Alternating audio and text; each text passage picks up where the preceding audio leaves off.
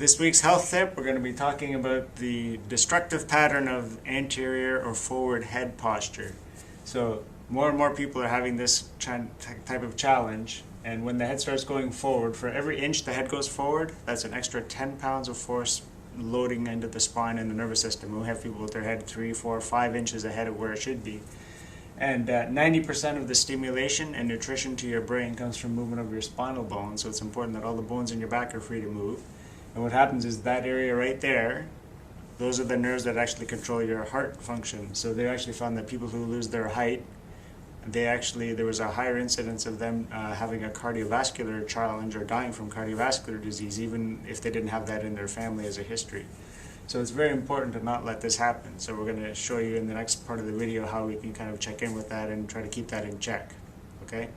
Alright, so as I mentioned and as you learned, for every inch that head goes forward from the proper midline, it's adding about 10 pounds of extra force onto your neck and onto your spine. And we have a lot of people going 10, 20, 30, 40, 50 pounds of extra force. It's not a good thing. So you really got to check in with your head. Where is it over top of your shoulders? So easy way to check that out daily, find a wall, bring your heels to the wall, bring your bum back, bring your shoulders back. And then if you don't do this, to bring your head back, you got to really kind of try to keep your chin tucked in and just go straight back like this. So then when you go back, when your head touches, that's actually the ideal position to walk forward and try to feel what that feels like.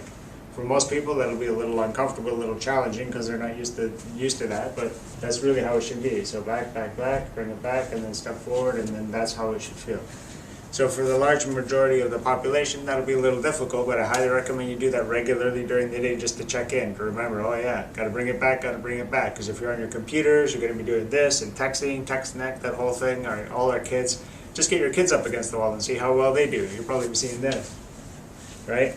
So, number one, we have to get tension out of the nerve system. That's the job of the chiropractor, especially when we do the network spinal analysis care that we do. It helps people unwind and get that tension out. And so many people that come to us say, I finally feel like my head is back over my shoulders, because it's almost like a towel that's wound up on itself, and it's really hard to straighten it up.